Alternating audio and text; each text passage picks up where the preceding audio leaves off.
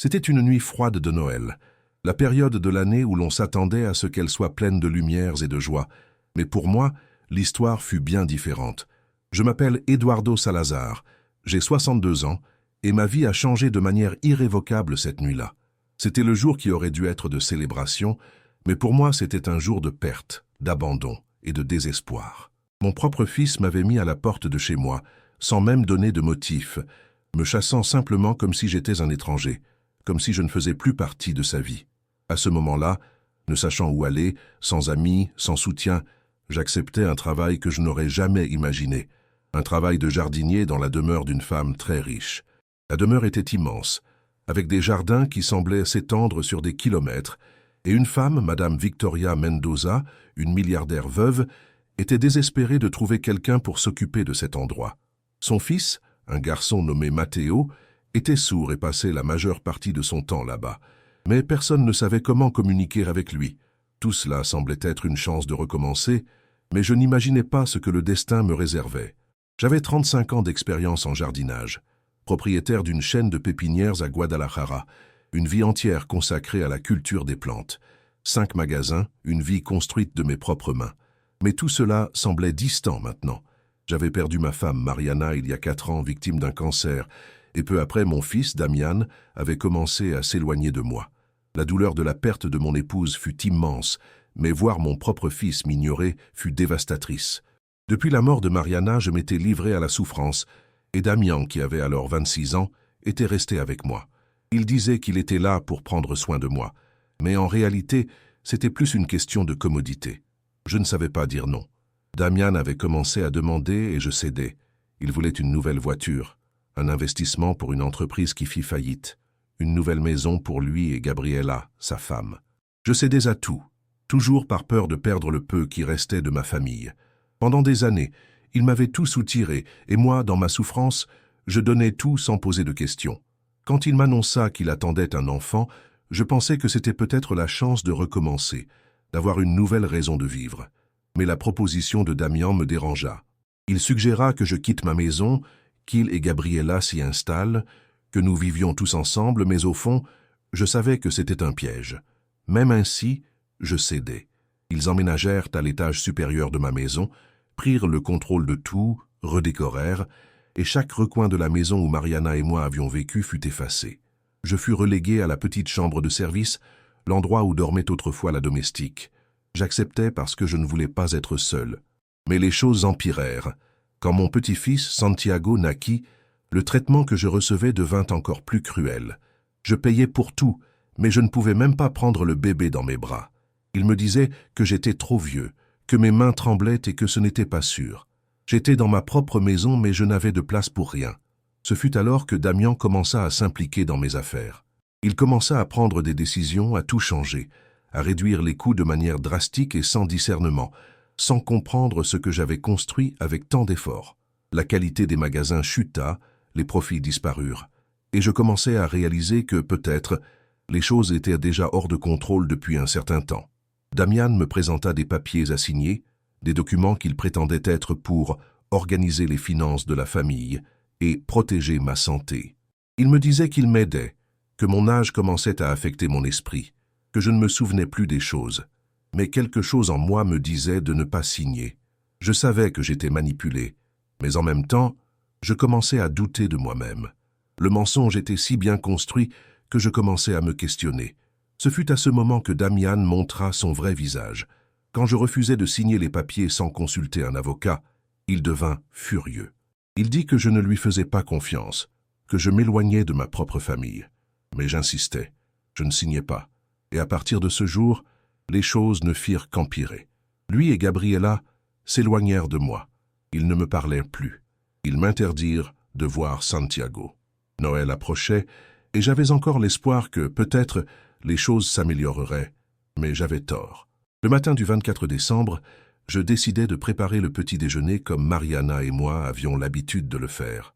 Je voulais que ce soit un jour spécial, mais quand j'entrai dans la cuisine, Gabriela me regarda avec mépris. Elle dit que je n'étais pas le bienvenu, que ses parents viendraient, que la famille de Gabriela arrivait et que je ne faisais pas partie de la célébration.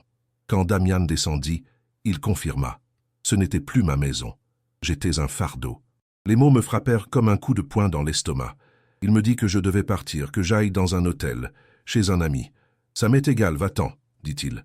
Ce fut alors que la véritable surprise arriva.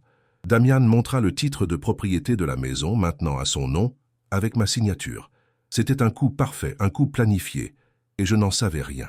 Il avait tout transféré à son nom pendant que j'étais distrait, pendant que je croyais encore être aux commandes. Tout était à lui maintenant. La maison, les affaires, tout. Je fus expulsé de ma propre maison, et tout ce que j'avais était une petite valise avec quelques vêtements et la solitude.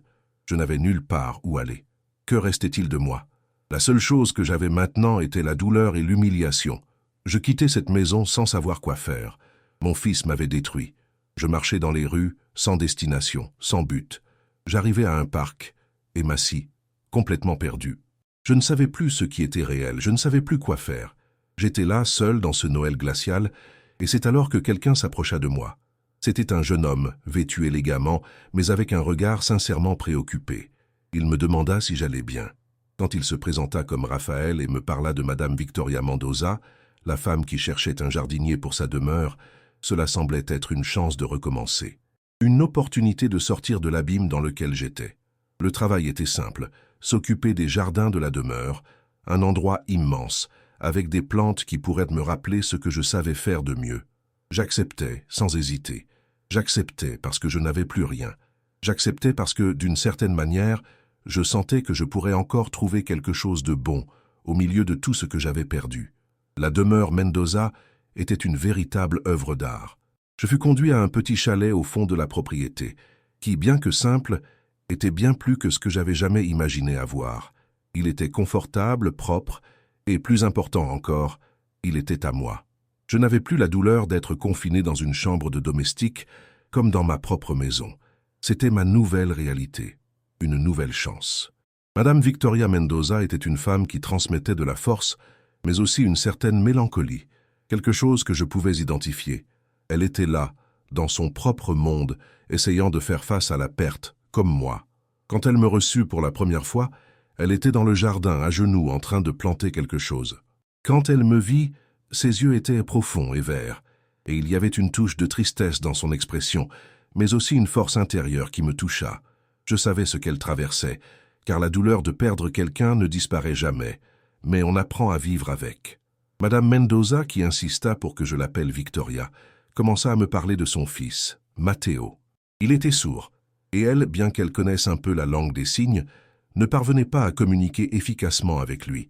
La frustration était visible dans ses yeux. Elle disait qu'il passait beaucoup de temps dans le jardin, mais personne ne savait comment l'atteindre. Elle avait besoin de quelqu'un qui comprenne comment lui parler, quelqu'un qui connaisse le langage des plantes et des gens. Je savais que c'était quelque chose que je pouvais faire. Madame Mendoza, avec un regard plein de gratitude, me demanda d'essayer. À ce moment-là, je me sentis utile à nouveau. Je n'étais plus seulement l'homme vaincu qui avait tout perdu. J'avais quelque chose à offrir. Je savais que je pouvais aider le petit Matteo, et cela, aussi simple que cela puisse être, me donna un but. Je passais les premiers jours dans le jardin, à explorer les plantes, à ajuster le système d'irrigation, à tailler les arbres, à m'occuper de chaque détail.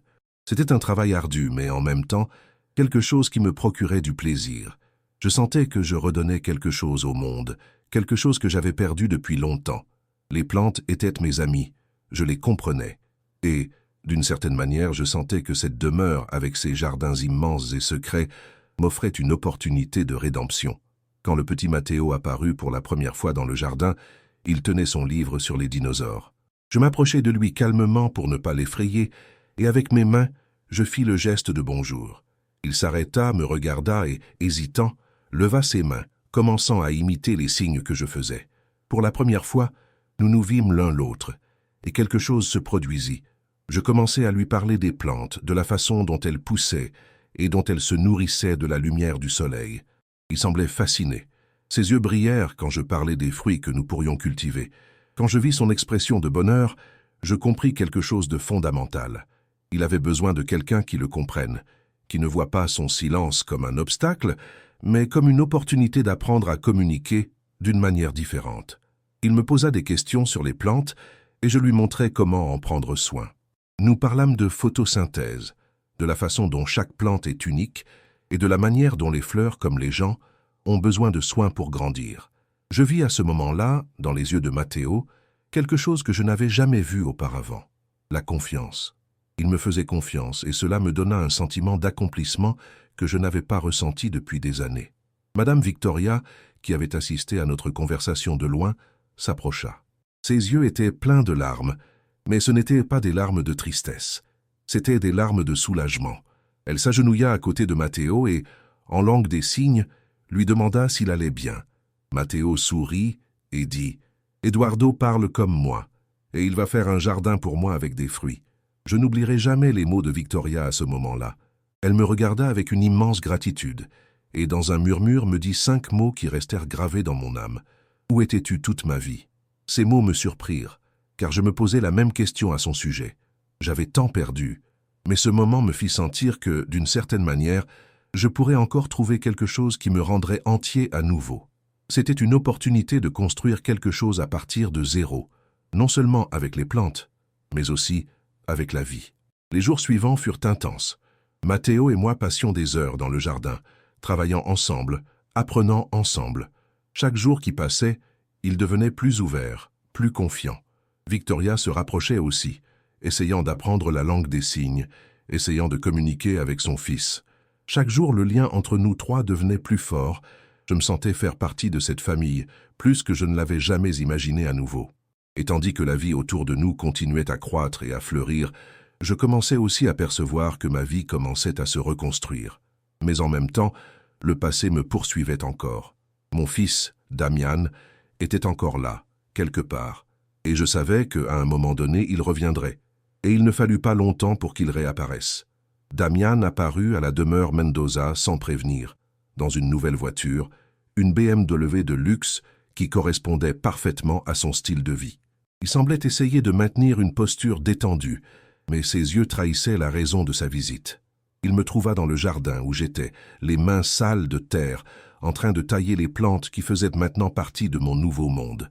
Son sourire faux fut la première chose qui me dérangea. « Papa, dit-il d'une voix douce et pleine de feinte, je t'ai enfin trouvé. » Je le regardais sans savoir à quoi m'attendre. Il n'y avait plus d'amour, seulement une froideur qui me transperçait. Lui qui avait un jour été mon fils semblait maintenant un étranger. « Damian, qu'est-ce que tu fais ici ?» demandai-je, essayant de rester calme.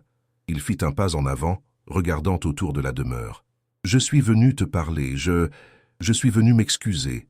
Je sais que j'ai mal agi. Je me suis emporté, je me suis laissé emporter. Mais tout ce que j'ai fait était à cause des pressions. Le bébé, les dettes. Maintenant je vois que j'ai eu tort, que je t'ai maltraité. Je veux réparer ça, papa. » Ces mots n'avaient plus de poids pour moi. Ce qu'il avait fait n'avait pas de réparation. Il m'avait expulsé de ma propre maison, volé ce qui était à moi, détruit tout. La douleur d'être trahi par son propre fils ne s'efface pas avec des mots vides. « Damian, tu n'as rien à réparer. Il n'y a plus rien que tu puisses faire, » dis-je, essayant de rester ferme. « Ce que tu as fait n'a pas de pardon. Tu m'as volé, pas seulement ma maison, mais ce que j'ai construit pendant toute ma vie. Il n'y a pas de retour en arrière. » Damian sembla surpris par ma froideur, mais il ne se laissa pas abattre. « Tu ne comprends pas, papa. Je suis ton fils. La famille se pardonne, n'est-ce pas? Je suis ta famille, et si tu me donnes une chance, je peux prouver que je peux changer. » Mais la vérité était qu'il n'était plus ma famille. Il n'était plus le fils que j'avais élevé.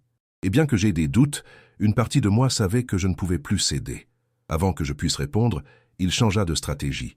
Ses yeux brillèrent d'un plan clair.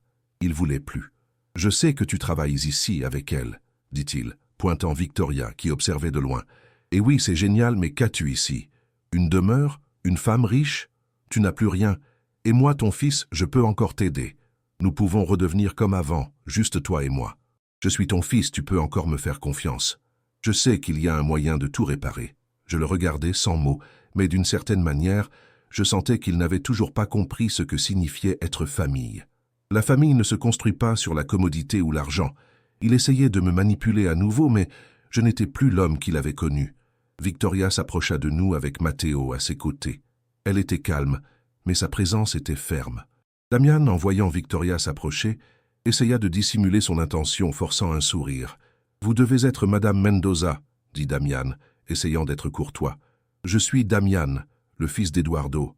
C'est un plaisir de vous rencontrer. » Victoria le regarda sans expression, mais la froideur dans son regard était indéniable. « J'ai déjà entendu parler de vous, Damian. Eduardo m'a raconté. Ce n'est pas un plaisir, je dirais. Vous êtes, par hasard, le fils qui a expulsé son propre père de sa maison à la veille de Noël ?» Les mots de Victoria furent tranchants. Damian resta sans réaction un moment, mais tenta bientôt de changer d'approche. « Écoutez, je sais que les choses entre nous n'ont pas été bonnes, papa, mais je veux seulement ton bien. Je voulais seulement que tu ailles bien, que nous puissions tous être ensemble comme une famille à nouveau. » La vérité était qu'il essayait de tromper tout le monde. Il ne voulait pas m'aider, il voulait ce que j'avais. Et comme toujours, il essayait de manipuler la situation pour en tirer profit. Mais il était trop tard pour cela. J'avais appris ma leçon. « Damian, dis-je d'une voix ferme, tu n'es pas ici par inquiétude. Tu es ici parce que tu veux ce qui ne t'appartient pas. Tu m'as volé, tu as détruit notre famille. Mais peu importe combien tu essaies, maintenant, j'ai une nouvelle vie. J'ai des gens qui me respectent, qui se soucient vraiment de moi. Et c'est plus que tu ne seras jamais capable de comprendre. » Je me tournai vers Victoria, qui était à mes côtés, et pris sa main. Matteo était aussi à nos côtés, observant tout avec attention. « Ceci est ma famille maintenant, Damian, et il n'y a plus de place pour toi ici. Il n'y a plus d'espace pour que tu manipules, que tu mentes et que tu détruises. » Damian était sans voix. Il me regarda, puis Victoria, et avec un regard furieux, se tourna pour partir. « Ce n'est pas fini, papa, je vais te faire regretter tout cela. » Mais je savais que ce n'était plus mon problème. Il avait fait ses choix, et j'avais fait les miens. Que s'est-il passé après tout cela? Rien. Il s'éloigna et ma vie continua à croître d'une manière que je n'avais jamais imaginé possible. Le temps passa et moi, avec Victoria et Matteo, commençai à construire quelque chose de réel, quelque chose que je n'aurais jamais pu accomplir sans avoir tout perdu auparavant. Le travail que je fis dans les jardins, l'affection que je donnais aux plantes, les conversations que j'eus avec Matteo sur la vie et la croissance, tout cela m'enseigna que la véritable richesse ne réside pas dans ce que nous possédons, mais dans ce que nous sommes, dans ce que nous donnons aux autres. Quand enfin Damian revint, il était un homme différent. Il avait le visage abattu, perdu et vint me chercher, sans rien demander. Il savait que ce qu'il avait fait était irréparable. Il voulait seulement le pardon, mais plus par égoïsme.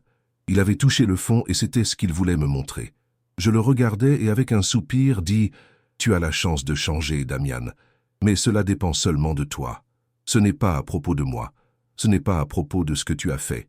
C'est à propos de qui tu choisis d'être. » Et ainsi notre histoire continua. Pas avec un happy end pour tous, mais avec la certitude que parfois il faut tout perdre pour trouver ce qui compte vraiment. L'amour, la famille, la paix d'esprit. Et l'opportunité de recommencer, peu importe l'âge que vous avez ou combien vous avez perdu.